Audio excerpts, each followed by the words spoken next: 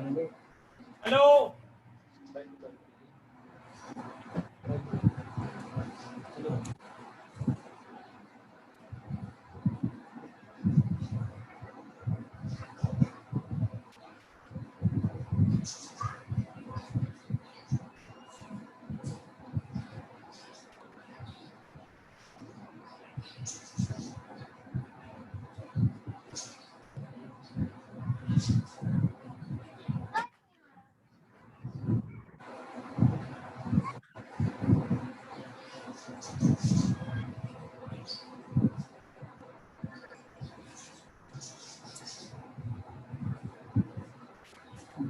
तमाशा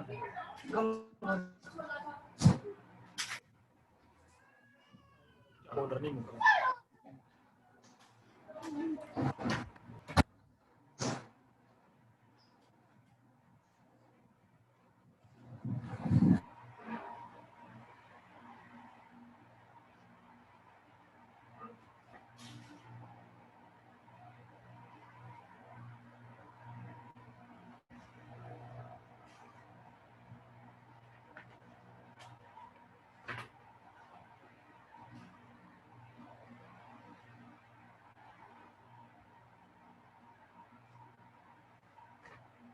sir आ गए online? जी sir online आप भेजें सर, वो पिक्चर्स भेजें। मैं तस्वीरें मैं भेज रहा हूँ, ये क्लास के और ग्रुप में शेयर कर देते हैं, तो बस उसके साथ लेक्चर शुरू कर लेते हैं। ठीक है सर।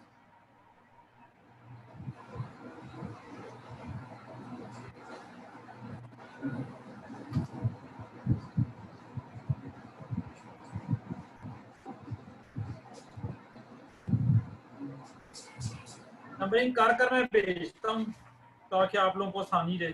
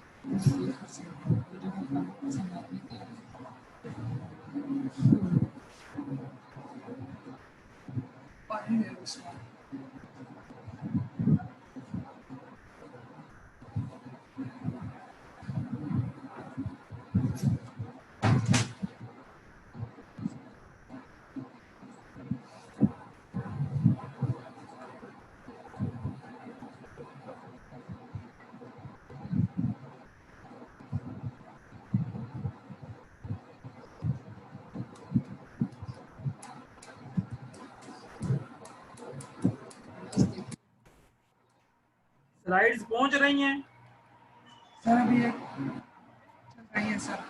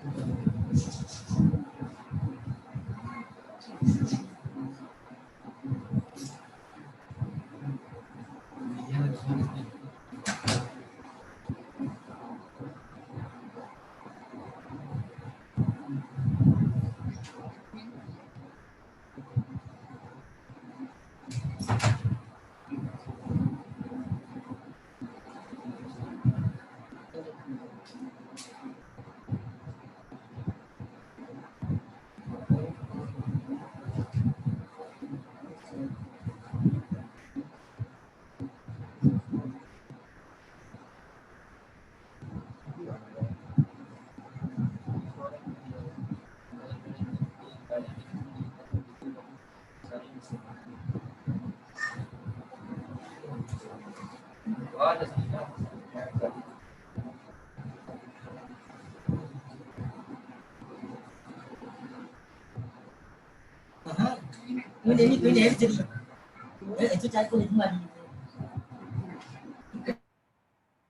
स्लाइड्स पढ़ना शुरू करें ना बच्चों, फिर मैं इनको समझाता हूँ, एक दफा भेज दूँ सारी। 6 स्लाइडें पहुंच गई हैं, ग्रुप में भी, व्हाट्सएप ग्रुप में भी और क्लास में भी।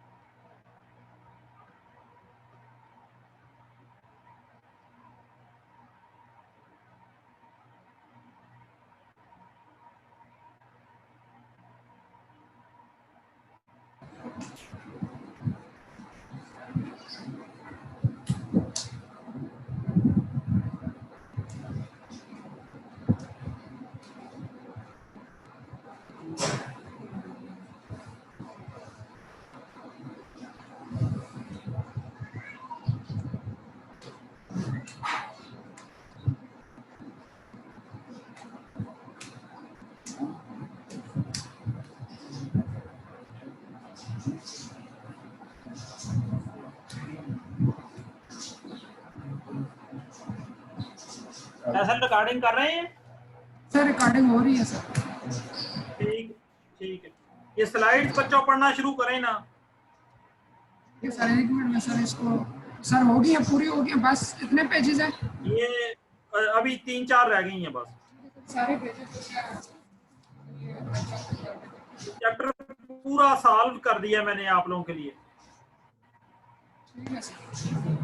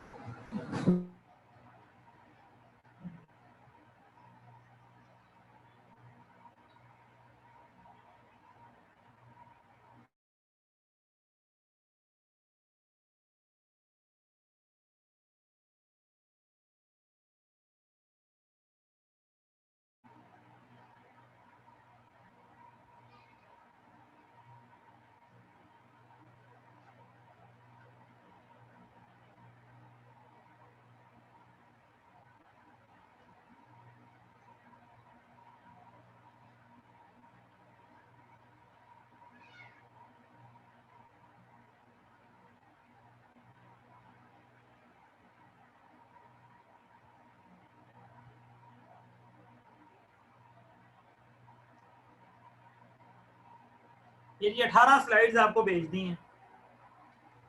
ठीक है सर, मुझे थोड़ा टाइम दे, मैंने कर दूँ। बस जी शुरू कर रहे हैं, अब लेक्चर आ जाए।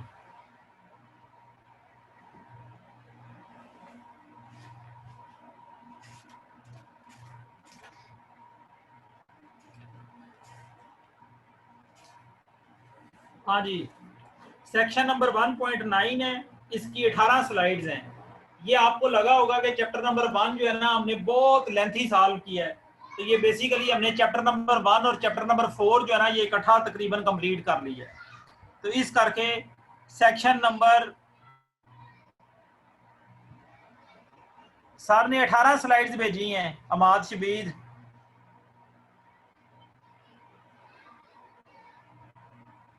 अच्छा जी, सेक्शन नंबर 1.9 के थ्योरम 10, 11 और 12 की स्टेटमेंट आपने याद रखनी है। ये आपको न्यूमेरिकल सॉल्व करने में मदद देगी। एग्जांपल नंबर 1 है, I2 identity matrix of order 2 के पहले कॉलम को आप E1 कह दें। आइडेंटिटी मैट्रिक्स ऑफ ऑर्डर 2 होती है 1 0 0 1। I3 होती है 1 0 0 0 1 0 और 0 0 1। तो I2 के पहले कॉलम को E1 कह दें, I2 के पहले दूसरे कॉलम को E2 कह दें।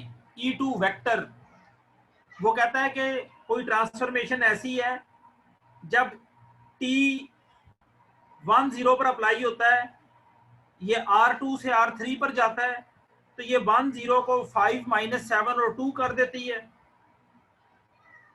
और जब T जो है वो 0 1 पर लगता है तो इसको -3 8 0 कर देती है। वो ट्रांसफॉर्मेशन मालूम करें जो ये कर रही है। तो इसके करने का तरीका कार क्या होगा, हम T of x is equal to A of x वाली ट्रांजिशन का फार्मूला अप्लाई करते हैं। तो T of x is equal to, हम x1 और x2 दो वेट्स लगा देते हैं साथ, कि अगर कोई वेक्टर x है जिसके कोऑर्डिनेट्स x1 x2 हैं, तो हम x1 को लिख सकते हैं 1 0 और x2 को लिख सकते हैं 0 1। ठीक है, तो ट्रांसफॉर्मेशन मालूम करनी है।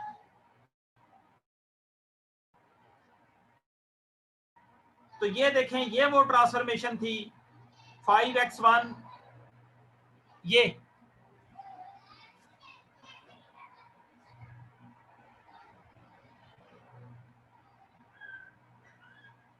हाँ जी, whenever a linear transformation arises geometrically or is described in words, we usually want a formula for T of x।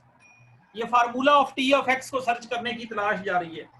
The discussion that follows shows that every linear transformation from Rn to Rm is actually a matrix transformation x to Ax, and that important properties of T are intimately related to the familiar properties of A.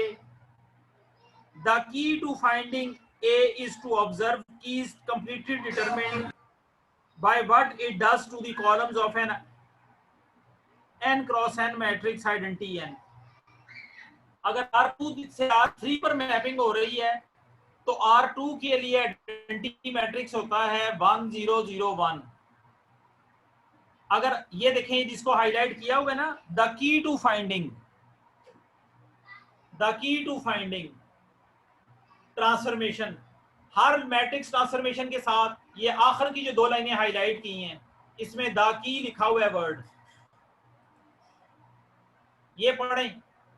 वो कहता है हर matrix के linear transformation के साथ हाँ एक matrix attach होता है, और वो मैट्रिक्स मालूम करने के लिए टी का एक्शन हमें उससे रिलेटेड आइडेंटिटी मैट्रिक्स के ऊपर देखना होता है। अगर आपकी मैपिंग R2 से R3 पर जा रही है तो आपको R2 के लिए आइडेंटिटी मैट्रिक्स ऑफ ऑर्डर 2 देखना पड़ेगा। तो ये उसने डिफाइन कर दिया है आई, क्योंकि ये मैपिंग R2 से R3 पर जा रही है, उसने लिखा हुआ है एग्जांपल 1 के अंदर T is a linear transformation from R into R3। तो फिर हमें R2 के लिए आइडेंटिटी मैट्रिक्स लेना पड़ेगा। आइडेंटिटी मैट्रिक्स का एक्शन हमने देख लिया, 1 0 ट्रांसफॉर्म होकर बन जाता है 5 -7 2, और 0 1 ट्रांसफॉर्म होकर बन जाता है -3 8 0। तो अगर हम x को ले लें x1 x2, तो T of x is equal to A of x। ठीक है जी,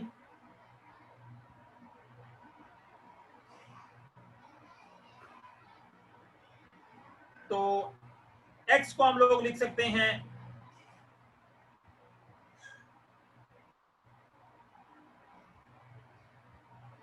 x1 और x2 वेट्स हैं, इनको आप C1 और C2 भी कह सकते हैं। जब तक हम x नहीं लें, late x belongs to R2। अगर x R2 का वेक्टर है तो x को हम लिख सकते हैं C1 times E1 plus C2 times E2 लिख सकते हैं ना।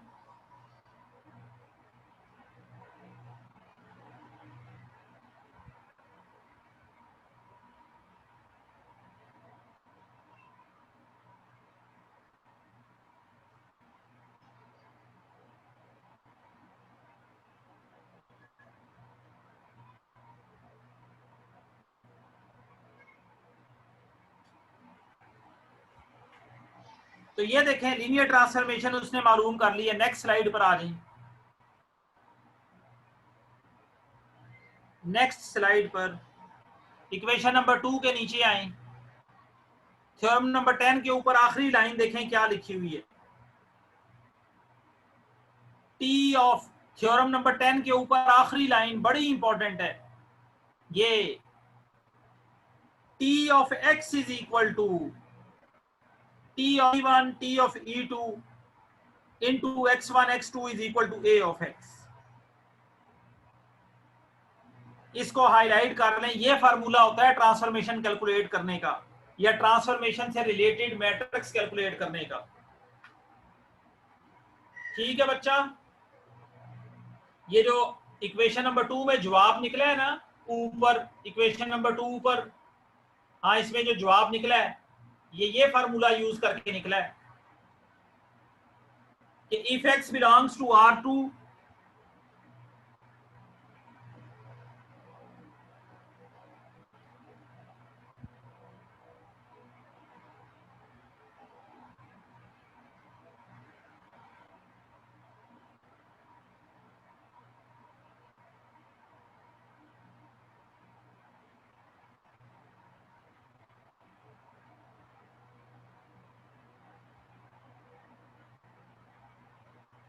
ये, हाँ जी सेक्शन नंबर 9 का थ्योरम 10, 11 और 12 याद रखना है।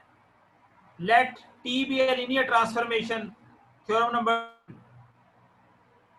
let T be a linear transformation from Rn to Rm, then there exists a matrix A such that T of x is equal to Ax। तो A को निकालने का तरीका क्या होगा? In fact, A is an M cross N matrix whose jth column is the vector Tej, where Ej is the jth column of the identity matrix। और A को निकालने का तरीका ये होगा, Rn के साथ जो आइडेंटिटी मैट्रिक्स होगी उसके कॉलम्स को E1 E2 E3 कह दें। उनके ऊपर जब आप ऑपरेट करेंगे ना E1 E2 E3, तो आपके पास ये देखें जो फार्मूला आपको इक्वेशन नंबर थ्योरम नंबर 10 के ऊपर पढ़ाया था वही उसने जनरलाइज करके नीचे लिख दिया। तो इक्वेशन नंबर 3 को वो क्या कहता है? The matrix A in 3 is called the standard matrix of the linear transformation T। We know that every linear transformation is a matrix transformation and vice versa। सबसे इंपॉर्टेंट बात, हर लीनियर ट्रांसफॉर्मेशन के लिए एक मैट्रिक्स होता है और हर matrix के लिए एक लीनियर ट्रांसफॉर्मेशन होती है। ये पूरा लीनियर अलजेब्रा का जो हमने कोर्स पढ़ना था ना उसका ये लुबे लुबाब है कि हर मैट्रिक्स बेसिकली एक लीनियर ट्रांसफॉर्मेशन है और हर ट्रांसफॉर्मेशन एक के साथ एक मैट्रिक्स अटैच होता है। बात समझ आ गई? क्यों जी क्लास वालों को कोई सवाल है, कोई चीज ना समझ आई हो तो बताएं।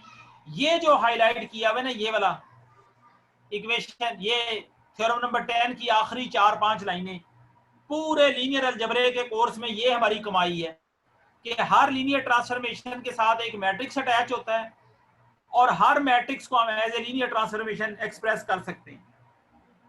ये पूरे कोर्स की कमाई है। 13 तारीख इतवार है, 14 तारीख को अलजेब्रे की आखिरी क्लास होगी मंडे वाले दिन इंशाल्लाह।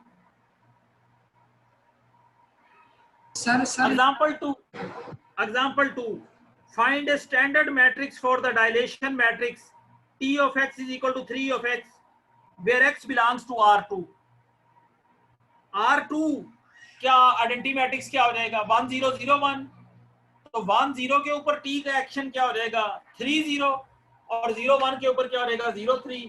तो अगली स्लाइड पर आ जाएं। तो इसके लिए आइडेंटिटी, ये जो ऊपर फार्मूला है, नेक्स्ट स्लाइड, ये ऊपर टॉप पर 3 0 0 3 इसका आइडेंटिटी मैट्रिक्स है। ये देख लें जो पीछे फार्मूला पढ़ा था कि मैट्रिक्स निकालने का तरीका क्या है। R2 के लिए आइडेंटिटी मैट्रिक्स है 1001, उसके ऊपर ट्रांसफॉर्मेशन यूज कर लें।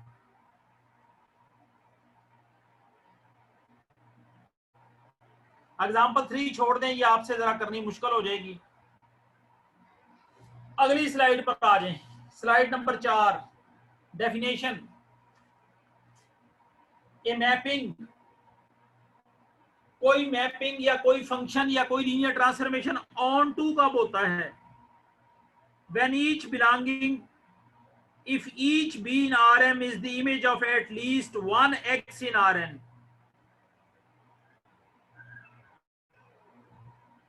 ऑन टू मैपिंग के लिए क्या शर्त है?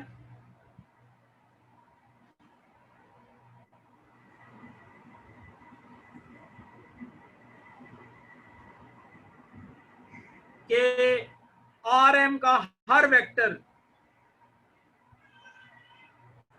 a mapping T from Rn to Rm is said to be onto mapping if each b in Rm is the image of at least one x in Rn.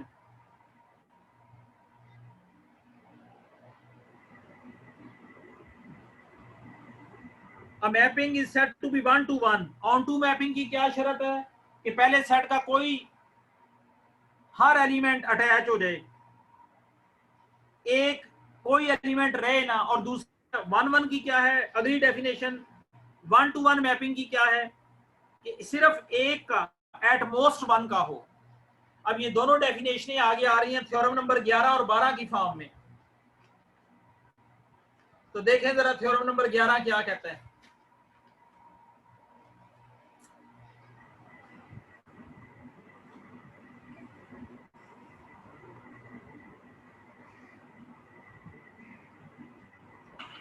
Theorem number 11, let T from Rn to Rm be a linear transformation, then T is 1 to 1 if and only if the equation T of x is equal to 0 has a trivial solution. इसका क्या मतलब हुआ? इसका मतलब यह हुआ कि हर element जो है वो 0 पे मैप हो जाए। T को Rn की आइडेंटिटी मैट्रिक्स को जब आप अप्लाई करें तो उसका जवाब 0 0 आ जाए।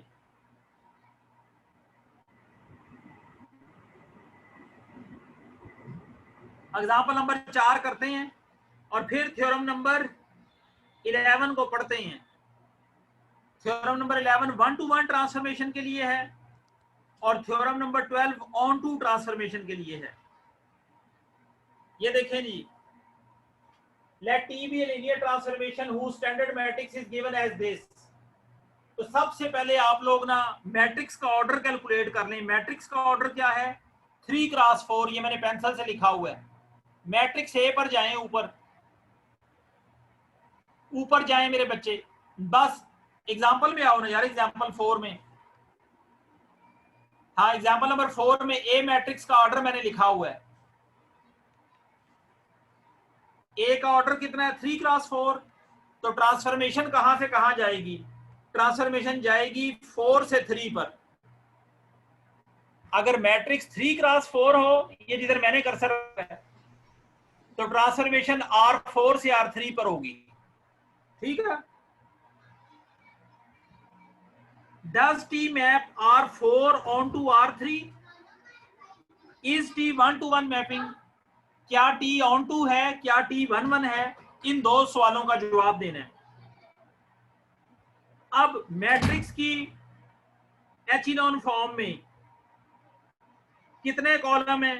4। क्या हर कॉलम के अंदर सिंस ए हैपन्स, ये बड़ी इंपॉर्टेंट बात है, इसका सॉल्यूशन, अगर ये सॉल्यूशन याद है, इस सॉल्यूशन की समझ है, ये नीचे सॉल्यूशन लिखा हुआ है, तो 1 1 और ऑन टू का जवाब आप 1 मिनट में दे देंगे। Since A happens to be in an echelon form, we see at once that A has pivot position in each row. A की हर रो में पिवट पोजीशन है। पहली रो में पिवट 1 है, दूसरी रो में पिवट 2 है और तीसरी रो में पिवट 5 है। Therefore, theorem 4 in section 1.4, each B in R3 in other words, हाँ जी, अगर ए की हर रो के अंदर पिवट पोजीशन है तो फिर कॉलम्स ऑफ ए जो हैं वो दूसरे सेट को स्पैन करेंगे. Columns of A will span R three positions.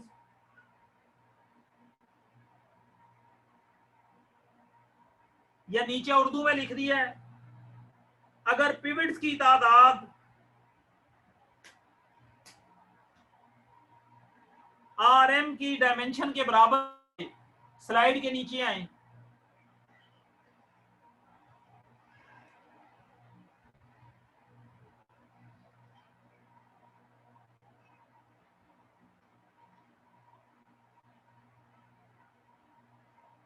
अगर पिवट्स की तादाद आर एम की डायमेंशन के बराबर हो जाए तो मैपिंग ऑन टू हो जाएगी.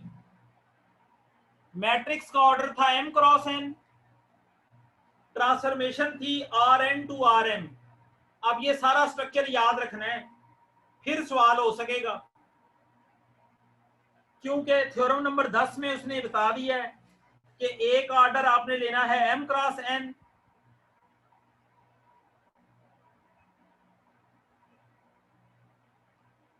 थ्योरम नंबर 10 अभी पढ़ाया है ना, उसमें एक ऑर्डर है एम क्रॉस एन और मैपिंग है आर एन से आर एम पर. अगर ए मैट्रिक्स की इस लीनियर ट्रांसफॉर्मेशन की रिलेटेड मैट्रिक्स निकाल लें, उस मैट्रिक्स की एचेलॉन फॉर्म निकाल लें, एचेलॉन फॉर्म के अंदर पिवट पोजीशंस आर एम की डायमेंशन के बराबर हो जाएं तो मैपिंग ऑन टू हो जाएगी. आर एम कितना है, R3, पिवट्स पोजीशंस कितनी है, 3, तो T will be a linear transformation.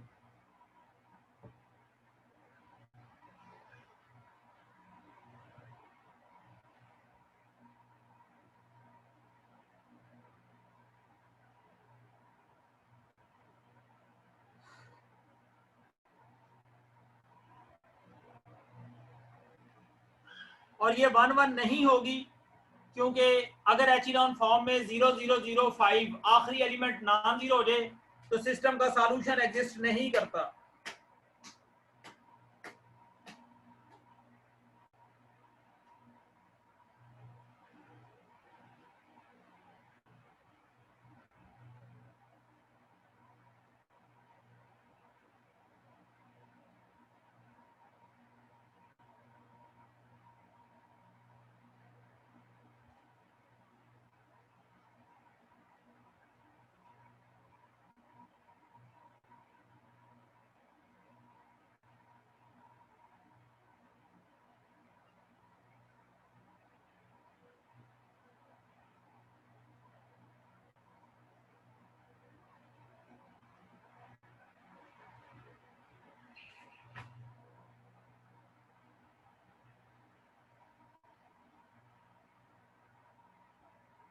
Theorem number 12 अगले पेज पर आए जी. अगले पेज का थ्योरम पढ़ लें, 12 नंबर थ्योरम, आपके सारे मसले हल हो जाएंगे जो अभी तक बात क्लियर नहीं हो रही थी. Let T be a linear transformation from R N to are M और A be the standard matrix. Theorem number 12 का part A, T maps R N onto R are एम if the columns of A span Rm. T is 1 to 1 if and only if columns of A are linearly independent. तो पिछली matrix में जो column दिए गए थे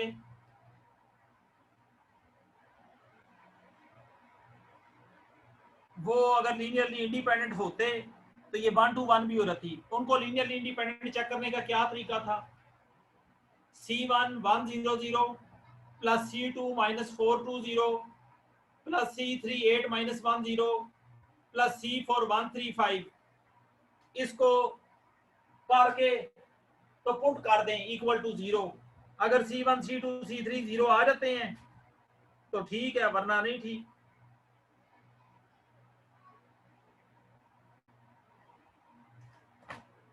theorem number 12 से आपकी सारी मुश्किलात हल हो गई. एग्जाम्पल नंबर 5 पर आए जी। सर थ्योरम 12 दोबारा समझा दें। बना के दे सर दी है जी सर जी। थ्योरम 12 दोबारा समझा दें। थ्योरम नंबर 12 बहुत आसान है। अगर टी मैपिंग है आर एन से आर एम के ऊपर, तो टी से रिलेटेड मैट्रिक्स होगी एम क्रॉस एन। तो वो कहता ठीक है। है कि टी मैपिंग ऑन टू हो जाएगी अगर टी से रिलेटेड मैट्रिक्स कैलकुलेट करें और उसके कॉलम्स जो हैं वो आर एम को स्पैन कर दें। एक बात। दूसरी बात यह है कि टी वन वन हो जाएगी अगर ए के कॉलम्स लीनियरली इंडिपेंडेंट हो जाएं। लीनियर इंडिपेंडेंस चेक करनी तो हमें आ गई है। कैसे चेक करेंगे? R3 को स्पैन कर दें, RM को स्पैन कर दें। स्पैनिंग सेट के लिए आप पीछे डेफिनेशन पढ़ाई थी ना कि R3 को स्पैन करने के लिए कम से कम कितने वेक्टर चाहिए? 3 वेक्टर चाहिए।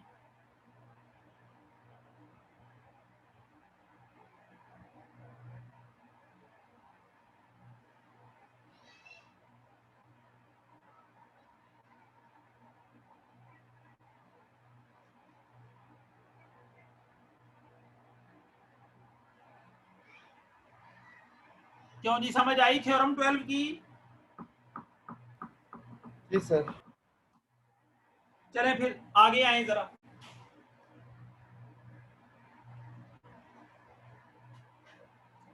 एग्जाम्पल नंबर 5 करते हैं ना, इससे आपको थ्योरम नंबर 12 की समझ आ जाएगी।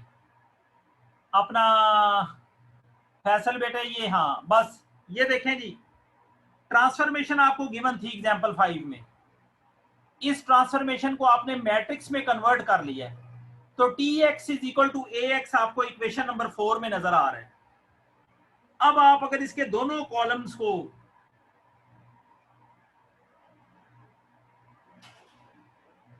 मैट्रिक्स का ऑर्डर है जी 3x2 और ट्रांसफॉर्मेशन हो जाएगी 2 to 3, तो columns of A will span R3 if A has 3 pivot positions।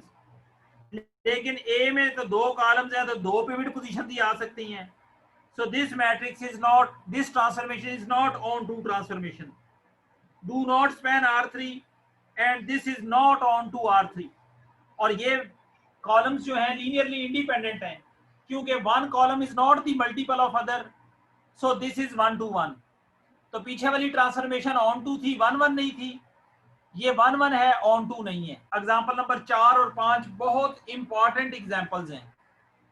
इससे पीछे एग्जाम्पल 4 की थी ना, तो ये देख लें जो मैंने एग्जाम्पल के अंदर सिंस को हाईलाइट किया हुआ है, ये पढ़ लें ये सारा कुछ। ये T of x A of x में कन्वर्ट हुआ है इक्वेशन नंबर 4 में। ए के अंदर कितने कॉलम्स हैं? 2, तो R3 को स्पैन कराने के लिए 3 कॉलम चाहिए, हमारे पास कॉलम ही 2 हैं, तो R3 स्पैन हो ही नहीं सकता। R3 स्पैन हो नहीं सकता तो ये ट्रांसफॉर्मेशन ऑन टू नहीं हो सकती। लेकिन एट द सेम टाइम ये दोनों कॉलम्स एक दूसरे का मल्टीपल नहीं है। अगर मल्टीपल नहीं है तो लीनियरली इंडिपेंडेंट है, और अगर कॉलम्स लीनियरली इंडिपेंडेंट हो जाएं तो फिर क्या होता है? फिर मैट्रिक्स ट्रांसफॉर्मेशन 1 to 1 हो जाती है। यहां तक कोई चीज ना समझ आई हो तो बताएं। एग्जाम्पल थ्योरम 12 और एग्जाम्पल 4 5 ये सही तरीके से कर लें, पूरी एक्सरसाइज क्लियर हो जाएगी।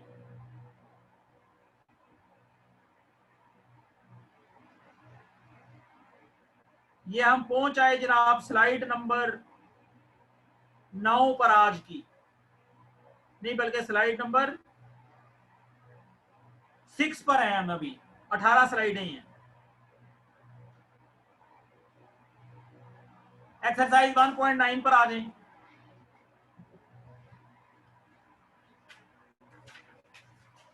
एक्सरसाइज 1.9 के 1 से 10, 1 से 10, बल्कि 1 से लेकर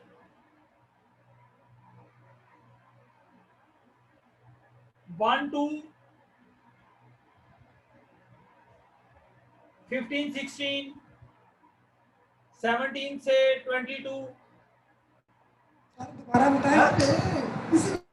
1 2 14 1 2 15 16 17 से 22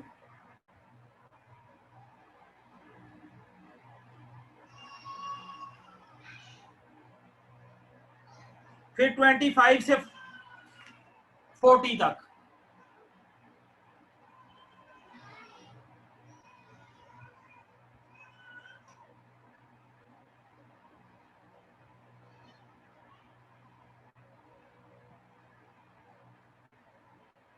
हाँ जी, यहां तक कोई मसला मसाइल?